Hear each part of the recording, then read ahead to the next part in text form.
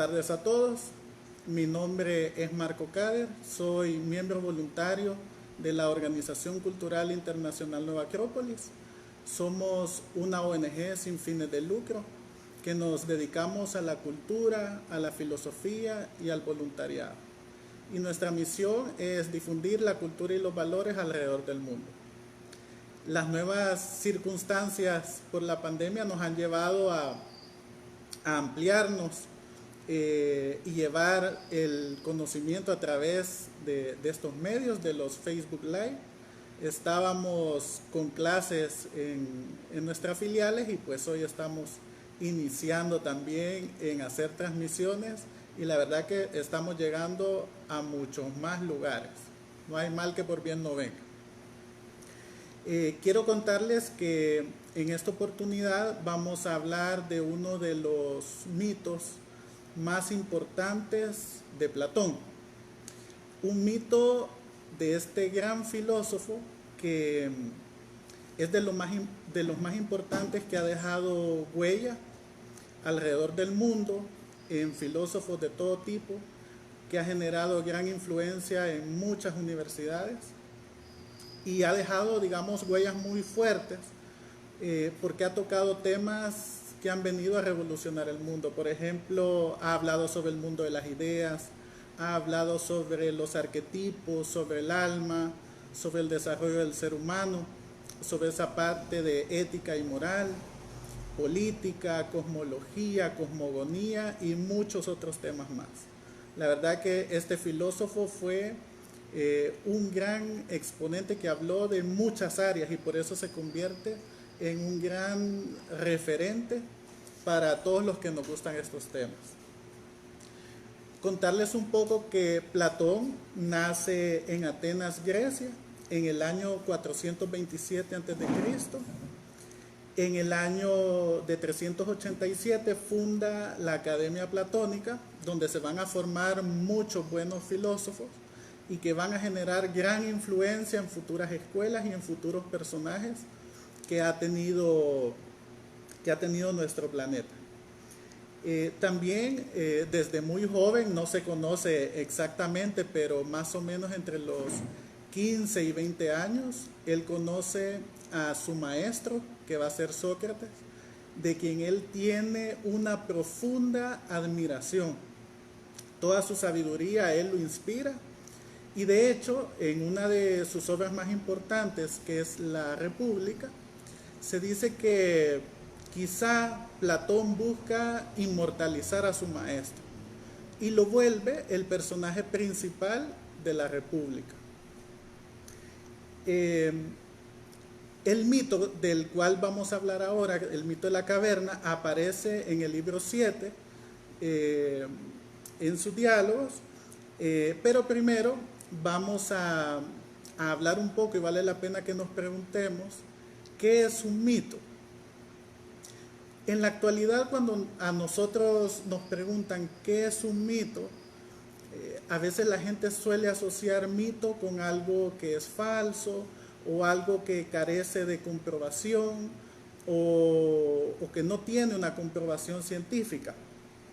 Pero cuando estas antiguas culturas, como el caso de los griegos y otros, cuando ellos hablaban de mitos, era hablar de símbolos. Es una historia cargada de símbolos, de elementos simbólicos.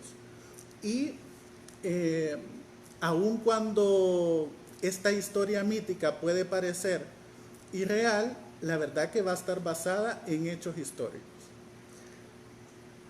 En el caso, por ejemplo, del mito de la creación, que aparece en diferentes culturas alrededor del mundo, si bien es cierto, uno podría decir en ese entonces estas culturas no tenían, digamos, una comunicación entre sí, no tenían redes sociales para contarse los mitos de la creación.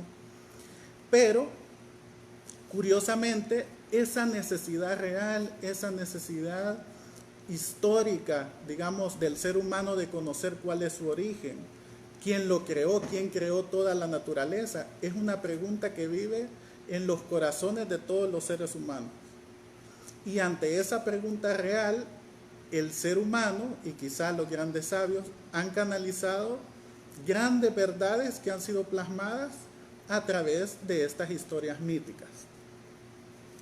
Lo maravilloso también de esto de los mitos es que en pocas palabras tienen la propiedad de explicar cosas elevadas, cosas complejas, verdades profundas. Otra cosa interesante es que el mito nos va a dejar diferentes tipos de enseñanzas.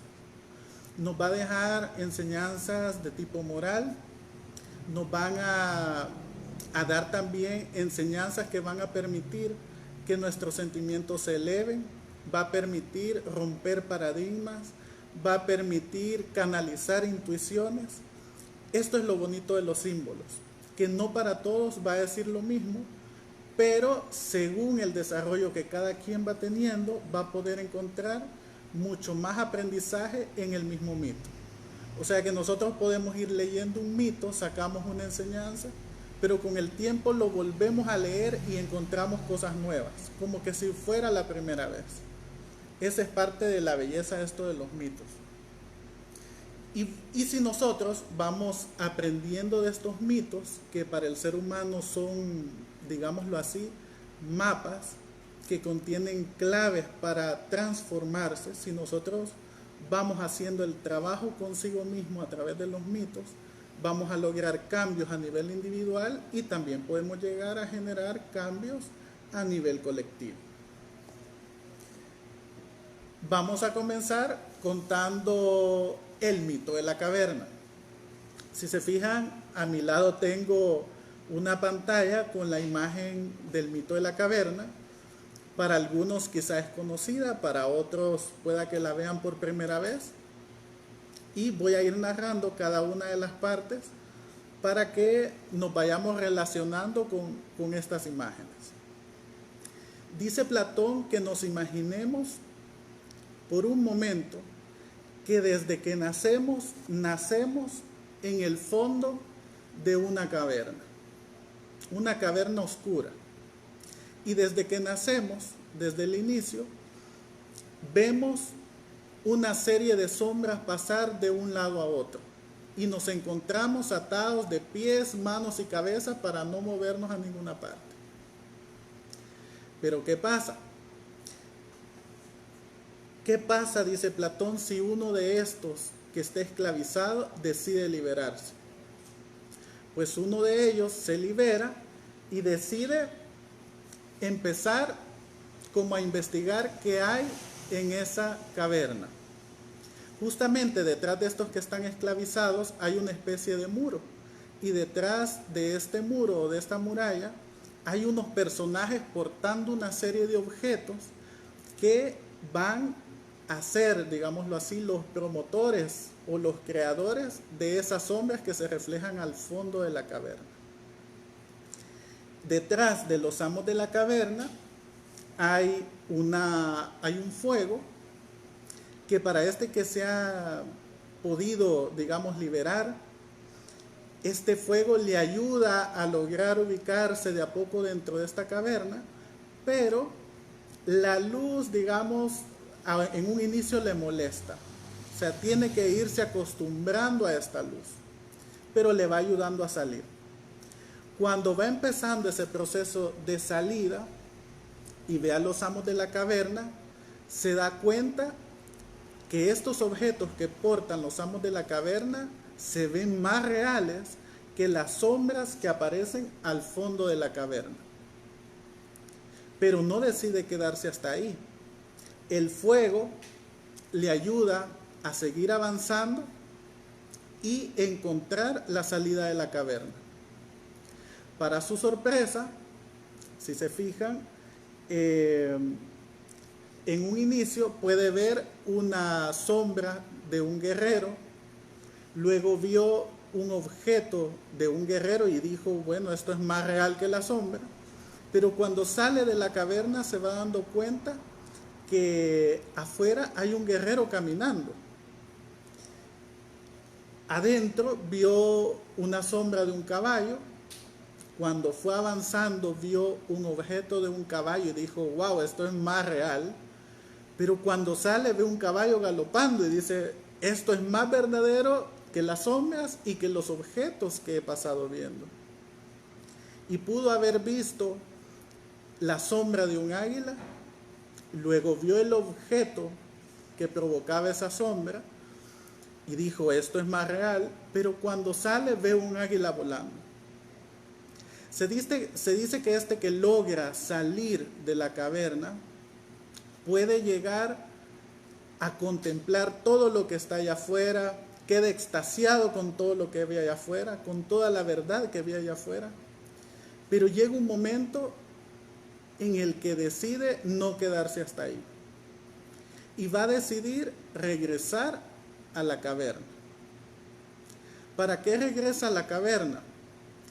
Quiere regresar para contarle a sus hermanos que están todavía prisioneros en el fondo de la caverna, de que eso que están viendo, esas sombras que están acostumbrados a ver, no es la realidad.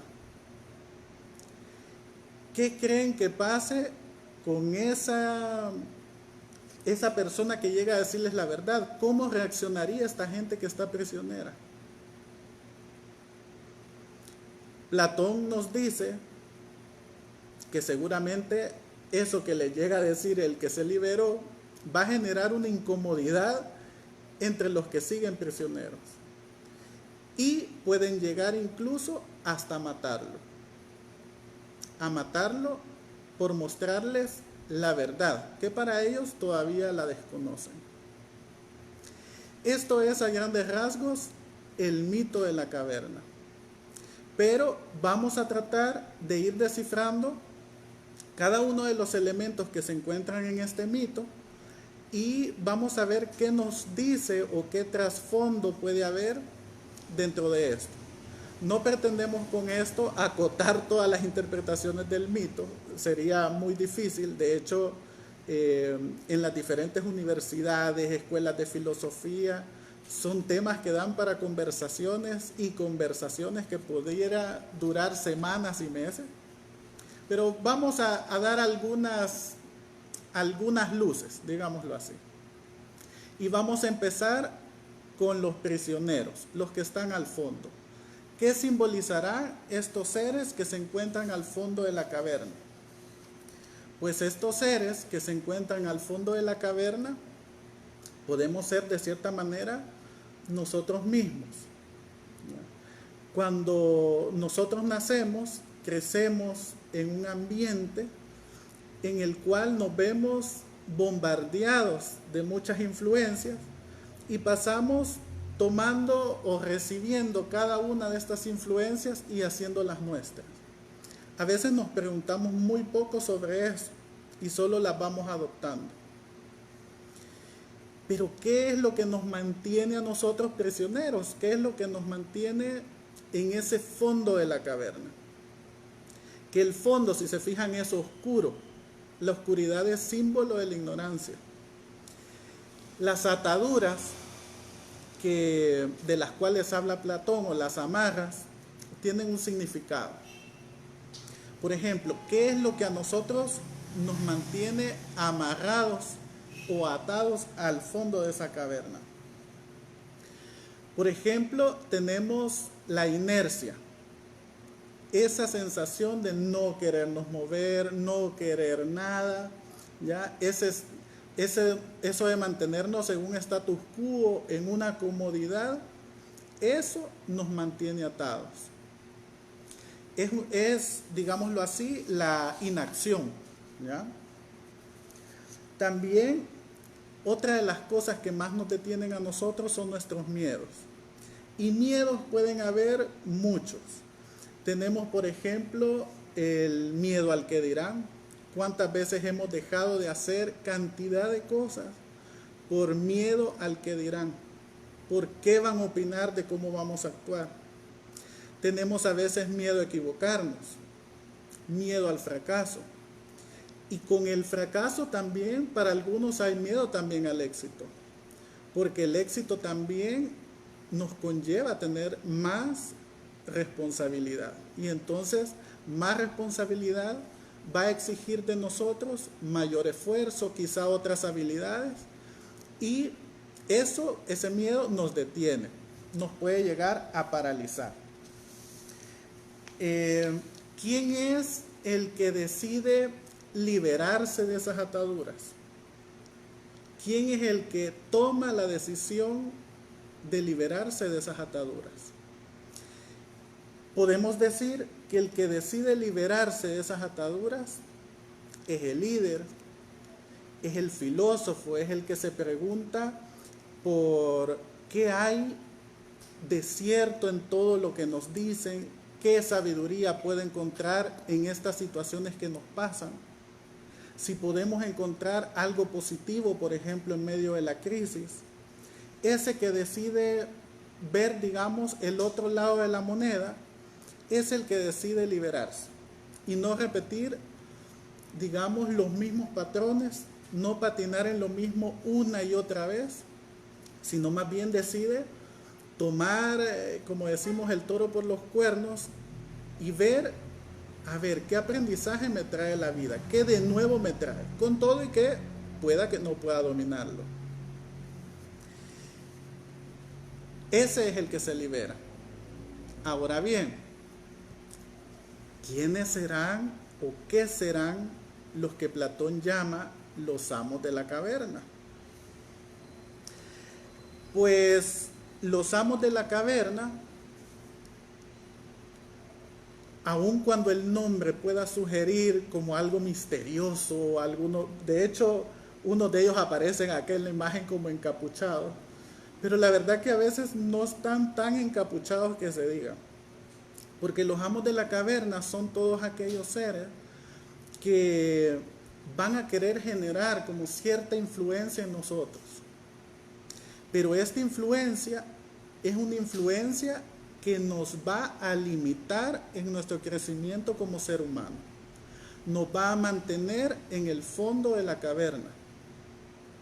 De ahí que amos de la caverna pueden haber muchos. De hecho, por ejemplo, la familia misma. ¿Se han puesto a pensar cómo a veces, desde que el bebé está en el vientre de la madre o el padre ya están visualizando, y este niño, ¿a qué kinder lo vamos a poner? Va a ir a este kinder, y cuando crezca quiero que sea arquitecto, no, yo quiero que sea doctor, yo quiero que sea abogado. Y entonces ya estamos trazando una serie de influencias, y en ningún momento nos hemos preguntado, ¿y esta alma qué trae para entregar a la humanidad? ¿Qué es lo que viene esta alma a darle al mundo? Nos falta escuchar esa parte que resuena por dentro. También, por ejemplo, podemos tener influencias de nuestro entorno, de los diferentes lugares en los que nos desenvolvemos. A veces la escuela misma, ¿ya? Las currículas de estudio tienen una dirección en particular. También, por ejemplo, la influencia que podemos recibir de parte de la política, de parte, por ejemplo, de los encargados de la mercadotecnia, ya que nos quieren llevar a un consumismo. Y aquí vamos al siguiente símbolo, que son los objetos. Los objetos son los medios que utilizan los amos de la caverna para generar las sombras. ¿Qué medios son los que utilizan? Los medios pueden ser cosas a las que estamos tan habituados, como por ejemplo la televisión, la radio, los periódicos, las redes sociales, ¿sí? Todos estos medios de comunicación son los que, digamos, a través de ellos nos llega un bombardeo de ideas que van a influenciarnos en nuestro accionar cotidiano. Y nos van a, y aquí es donde tenemos que estar despiertos o tratar de hacer ese despertar, de liberarnos de esas amarras, porque estas influencias lo que van a generar es un adormecimiento de la conciencia, un adormecimiento de la voluntad. ¿Sí? Pueda que hayan ideas positivas, no digo que no, pero tenemos que estar atentos en las negativas. ¿Sí? De ahí que vamos al símbolo de las sombras. ¿Qué son las sombras? Las sombras, para dar algunos ejemplos, son falsas concepciones que nosotros podemos tener, o adquirir sobre las cosas. Por ejemplo, a veces tenemos falsas ideas sobre la libertad, por ejemplo. A veces creemos que ser libres es tener la posibilidad de hacer lo que yo quiera, de probarlo todo sin importar las consecuencias. Creemos que libertad de expresión, por ejemplo, es decir lo que se me da la gana sin importar si mis palabras son hirientes. O creemos que libertad es poder criticarlo todo sin ponernos a pensar el daño que podemos estar causando. Esas son falsas ideas de libertad. En realidad, a veces en el fondo somos presos de nuestros impulsos. Somos presos de nuestras pasiones, de nuestros malos hábitos. Por ejemplo, tenemos también como sombras, algunos ejemplos, como falsas ideas sobre el amor, por ejemplo. A veces creemos que amor es una pareja de fin de semana, una pareja desechable, te utilicé y adiós. ¿Ya? Esas relaciones utilitarias donde estoy contigo hasta que me sirvas y luego te desecho. Esas son falsas concepciones sobre el amor, por ejemplo. Falsas ideas que nos hacemos también a veces sobre qué es felicidad. A veces creemos que el sentir placer es felicidad, cuando el placer se termina en realidad. En cambio, la felicidad es una actitud del alma, ¿ya? Permanece. Pero el placer no es felicidad. Y a veces creemos que el tener algo en exceso me va a dar felicidad. Ser millonario me va a dar felicidad. Tener muchos automóviles me va a dar felicidad. Tener la mujer del año me va a dar felicidad. Eso no es felicidad. Y curiosamente, estas situaciones que parecen placenteras, a veces en exceso, llegamos al otro extremo, que es al dolor. Seguimos con los símbolos. Vamos con la fogata que está atrás de los amos de la caverna. Ese fuego que está ahí.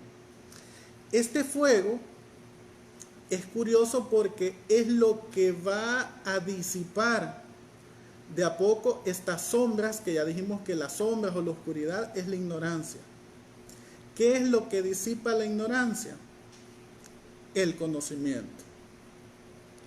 ¿De dónde nos puede venir a nosotros el conocimiento?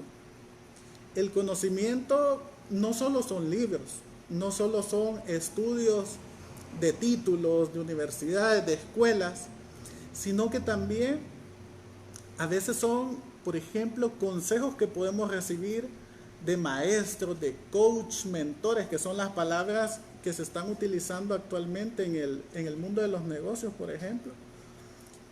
Son gente que lleva un recorrido más adelante que nosotros, que nos pueden servir de ejemplo.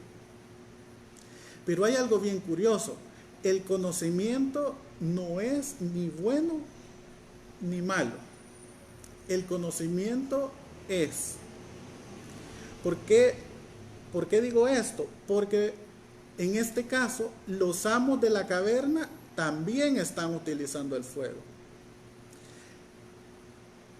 Nosotros podríamos decir, wow, estos amos de la caverna parecen listos porque están usando el conocimiento a su favor. En realidad, estos amos de la caverna están utilizando el conocimiento con fines negativos, con fines de manipulación. Pero ¿qué pasa? parecen inteligentes utilizando conocimiento, pero realmente no se dan cuenta que tampoco ellos han logrado salir de la caverna. Ellos siguen también dentro de la ignorancia. De ahí que la importancia de nosotros al utilizar este conocimiento es preguntarnos ¿y cuáles son los fines de este conocimiento? Nuestros fines tienen que ser nobles, tienen que ser buenos, bellos y justos. Y haciéndolo así, nosotros vamos a poder avanzar y lograr salir de esa caverna de la ignorancia. ¿Qué hay afuera de la caverna? Se dice que el que sale, el que logra salir de la caverna, logra ver la luz del sol, que es una luz más intensa, más fuerte que la luz de una fogata. ¿Qué será esa luz más intensa y más fuerte? Esa luz más intensa y más fuerte es la sabiduría. Y aquí tenemos que preguntarnos, ¿será lo mismo conocimiento que sabiduría?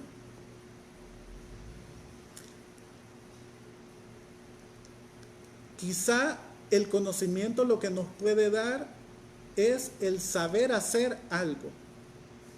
A lo más que podemos llegar es a alcanzar una técnica. Pero la sabiduría no solo implica saber hacer. La sabiduría va a implicar saber hacer, pero también saber ser. O sea que a través de lo que yo haga,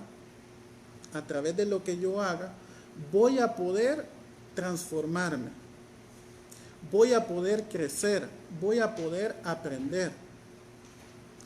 Cuando yo hago las cosas de una manera diferente, con intenciones superiores, con intenciones elevadas, eso me puede llevar a transformarme a mí. Sería, y esto es lo bonito de la sabiduría, que cuando estamos decididos a aprender de lo que nos acontece cotidianamente, eso que hacemos ya no se vuelve una rutina, sino que cada día es una lección nueva de la cual podemos aprender. ¿Quién es el que logra salir de la caverna? El que llega a convertirse en sabio. El que ha decidido hacer un esfuerzo de salir de ese momento de ignorancia y comenzar a hacer un avance. Y es curioso porque todas las culturas hablan de esto como un sendero, como un camino que hay que recorrer, que es un camino que uno tiene que recorrer por dentro. Y este camino, y de hecho Platón lo comenta también en el símbolo de la caverna, que esta caverna no es tan horizontal como aparece en esta imagen, sino que realmente la caverna es escarpada, es inclinada. O sea, siempre todo ascenso, toda subida va a requerir un mayor esfuerzo, va a requerir más voluntad. Y justamente en la vida, lo que nos hace crecer va a exigir de nosotros mayor esfuerzo y va a exigir mayor voluntad. El sabio es aquel que se ha decidido a hacer ese camino. Sabio no significa que sea alguien que ya superó todas sus limitantes. No. La sabiduría, diría yo, es una actitud ante la vida. Cuando nosotros decidimos aprender hasta de nuestros errores. ¿Qué pasa con, digámoslo así, ya que salió de la caverna y contempla las verdades, que según decíamos en el mito, puede estar en un estado de éxtasis y maravillado por todo eso que encuentra? Pero veíamos en el mito que este sabio decide regresar a la caverna para llamar a los demás y hacerles ver que hay algo más verdadero allá afuera.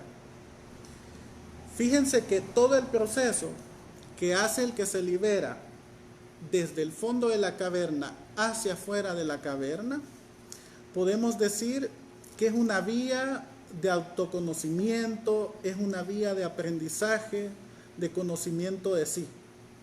Es lo que va logrando, por ejemplo, a través de la ética, va adquiriendo valores, va adquiriendo virtudes, va ampliándose a sí mismo, va botando sus paradigmas.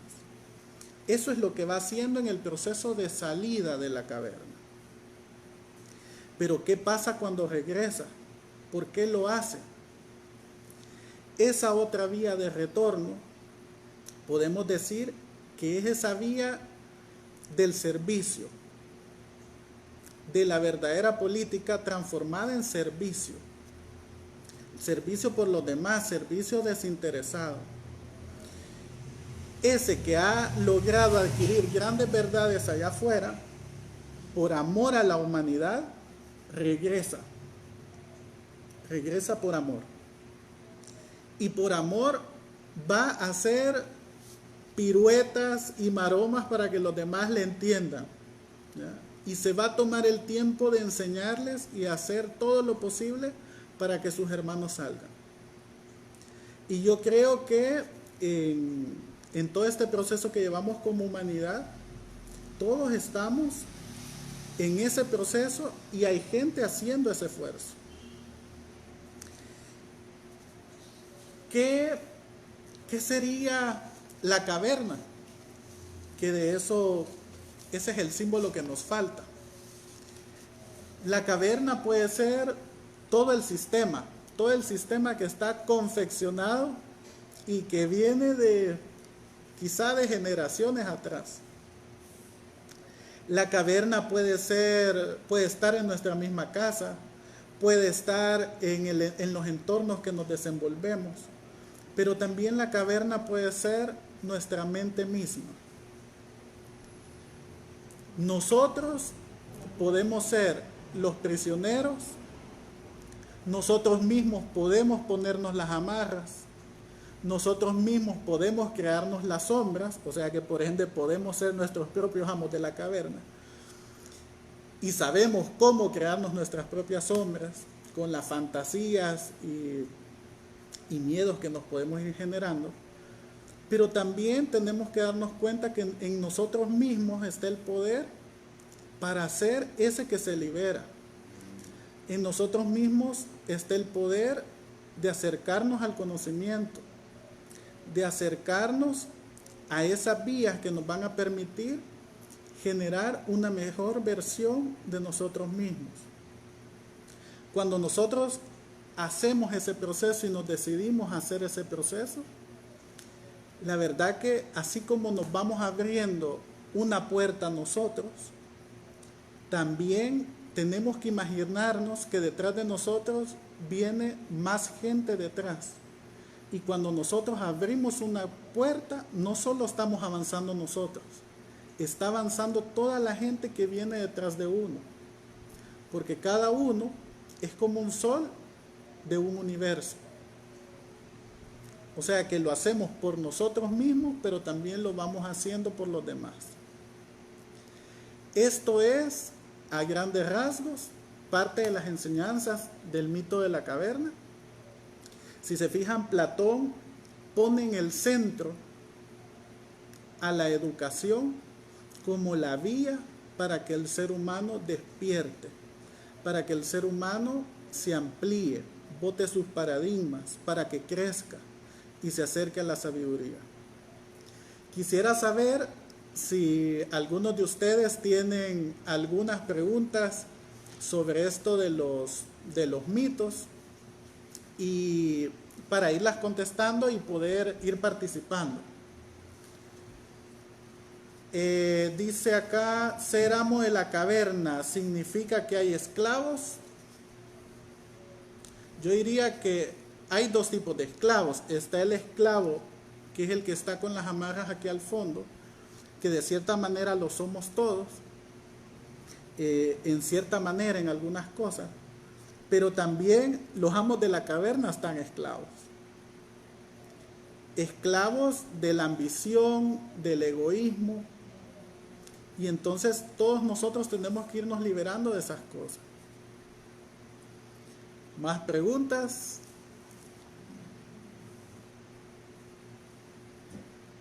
Dice, entiendo que existe una caverna exterior y hay una caverna interior. Por supuesto. Por supuesto. Por eso decíamos que si bien, por ejemplo, hay cantidad de personajes que lo que quieren es manipular, yo les hacía ver lo del consumismo, empresas y diferente gente que más por llenarse la bolsa quiere tener a la gente manipulada. Esa es una caverna externa. Pero también la caverna podemos generarla nosotros mismos por dentro. ¿Sí? Ok. Súper genial, dice, para meditarlo. De eso se trata. De eso se trata, hay que meditarlo. ¿Cómo manejar, dice, ese exceso de luz luego de haber permanecido mucho tiempo en la caverna? Bien, ese exceso de luz, fíjense que han pasado sucesos muy diferentes en la historia. Por ejemplo, en la última Edad Media, quizá la caverna estaba muy oscura. O sea, no había conocimiento, ¿ya? Pero ¿qué pasa ahora? Hoy hay exceso de conocimiento. Por ejemplo, tenemos redes, ahí están saliendo otra pregunta, y me la anotan por favor, que es muy buena. Tenemos ahorita un exceso de conocimiento, pero tenemos que aprender a discernir entre todo eso que encontramos. Y a veces cuando uno hace ese trabajo por su propia cuenta, es donde se vuelve bien dificultoso. Y podemos llegar también a una edad media aún con un exceso de conocimiento. No porque todo esté en Google significa que podemos decidir. Si no, vean cómo, por ejemplo, durante esta pandemia ha habido un exceso de información y a veces no sabemos qué información es cierta. ¿Sí? De ahí que se vuelve importante acompañarnos de alguien que lleve, digamos, un camino recorrido, que vaya más adelante de nosotros o que sea más experto en la materia, ¿ya? De quien sí podamos recibir un consejo fidedigno. ¿Sí? Hacían otra pregunta por ahí, si las sombras tenían alguna utilidad. Pues claro que las sombras tienen utilidad. De hecho, no podemos ver a las sombras solo como piedras de tropiezo y creer que todos esos pensamientos, a veces equívocos, pueden llevarnos a, digamos, solo como que la vida estuviera en contra de nosotros. La verdad que todas esas cosas que se van generando, nosotros, aunque parezcan piedras, podemos volverlas peldaños. Si nosotros somos capaces de observarlas, ver qué generan, cuál es su raíz, nos vamos a topar en el fondo con que encierran una gran sabiduría, con que en realidad nos están encarando una parte desconocida de nosotros o una parte no dominada de nosotros.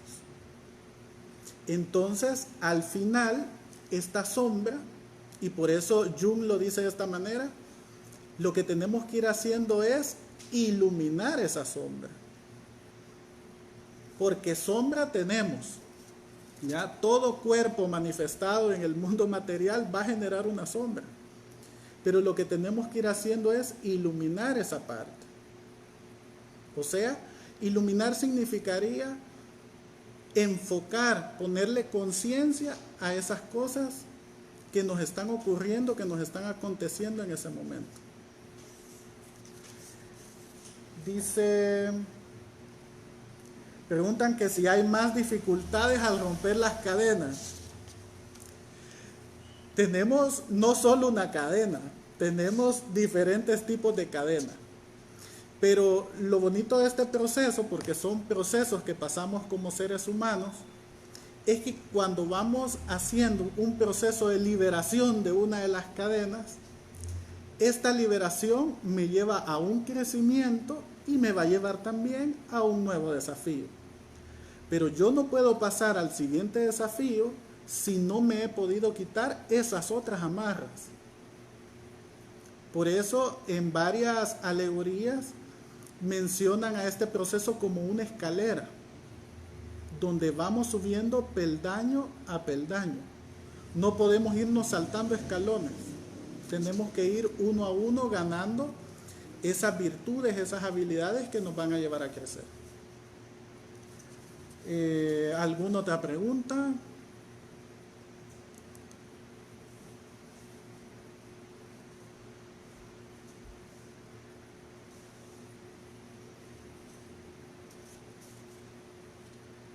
Dice, ¿cómo equilibrar las sombras con la luz? ¿Cómo equilibrarlo? La verdad que no se trata de equilibrar sombras y luz, sino si se fijan, así como aparece en la imagen del mito de la caverna, es irnos acercando a la luz. ¿Ya? No es un proceso donde es mitad sombra, mitad luz. ¿Ya? No es así. Aquí traería también como imagen para las mentes de todos nosotros ese símbolo de la China, por ejemplo, del yin yang, donde aparece una parte negra con un puntito blanco y otra parte blanca con un puntito negro. Realmente lo que nos dice ese símbolo es que no hay ni total oscuridad ni total luz, sino más bien son ciclos en los que esto se va manifestando. Entonces, al igual que en el día, puede haber un momento muy oscuro que es la medianoche, pero el mismo ciclo nos dice que esa medianoche no va a ser eterna, sino que va a venir el amanecer y se va a ir acrecentando la luz hasta llegar al mediodía, hasta llegar a la full sabiduría, digámoslo así. Pero este momento no es eterno, tiene que haber otra prueba que nos permita seguir ascendiendo. Y por eso viene otra vez algo de oscuridad para volverle a iluminar. Es un proceso de crecimiento, es de lo que hablan en muchas culturas de una espiral ascendente de crecimiento, y es constante. En algún momento quizá habrá menos oscuridad, pero hoy por hoy tenemos las pruebas suficientes para ir creciendo. Dice, ¿a quiénes simbolizan los moradores que se quedan en la caverna? ¿Qué simbolizan los que se quedan en la caverna?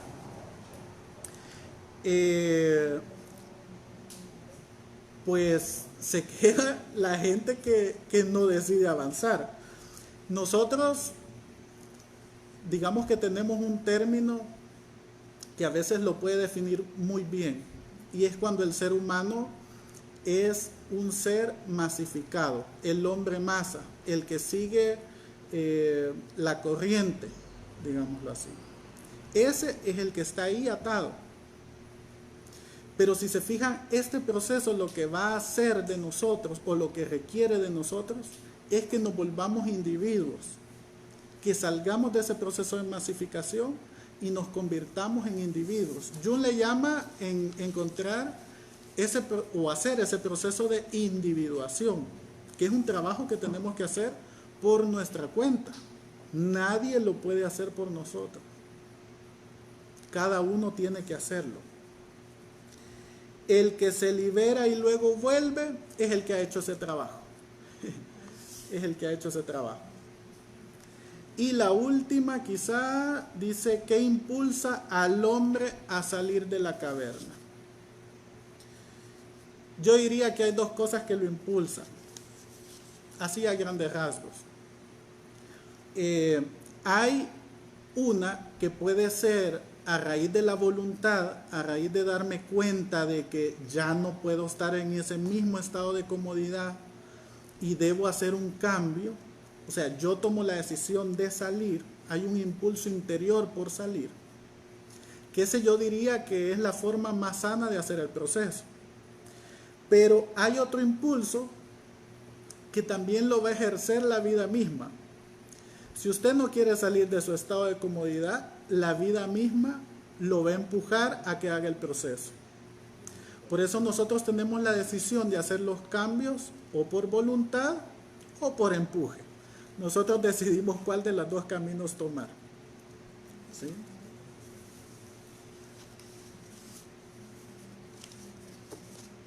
La última quizá, dice, ¿quiénes serían nuestros amos de la caverna cuando es interna? Normalmente, el amo de la caverna es una parte de nosotros que suelen ser nuestros malos hábitos, que son los que quieren gobernar dentro de nosotros mismos, ¿ya? Quieren perpetuarse dentro de nosotros, ¿sí? Y una más, dice, ¿cómo puedo identificar mis propias sombras como parte de mi caverna? Qué buena está esta. Qué buena está esta, porque en muchos cuentos aparecen, por ejemplo, las princesas que se van a reflejar en el espejo. Y en el espejo aparece la bruja. La bruja, si bien en el cuento puede ser otro personaje más, pero en la realidad es esa parte oscura de nosotros que todavía no dominamos. Esa parte inconsciente y subconsciente de nosotros que todavía no dominamos. ¿Y cómo se va a reflejar o cómo podemos darnos cuenta? Que esa es la pregunta que hacen. En nuestro entorno mismo. Cuando nosotros nos vamos rodeando de gente con la que no nos llevamos bien, que nos cuesta, digamos, relacionarnos, lo que está sucediendo es que nos pone en evidencia algo que nosotros no manejamos de nosotros mismos. Y por eso esta persona que nos aparece enfrente como un medio para crecer, nos hace ver esa parte de nosotros que no hemos querido ver. Entonces, nosotros más bien, en vez de verlo como un enemigo, debemos verlos como un espejo. Y agradecer que estamos en esas condiciones donde podemos ver y darnos cuenta cómo nuestra personalidad reacciona ante esas cosas que están sucediendo alrededor. Y si nosotros, más que criticar al otro de cómo es, cómo se comporta, viéramos qué provoca en mí, por qué me pongo así, ahí tendríamos toda una mina de oro por trabajar. ¿Sí? Bien, agradezco a todos su participación. Por favor, al final pónganme desde qué lugares se están conectando.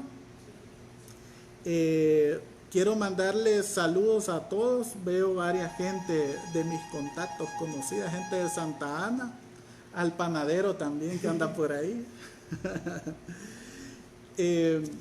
Y bueno, espero que, como decíamos durante la charla, utilicemos estos mitos como mapas para conocernos a nosotros mismos, para ver en qué estadio estamos, y también el mapa va a encerrar esa solución para poder superarla.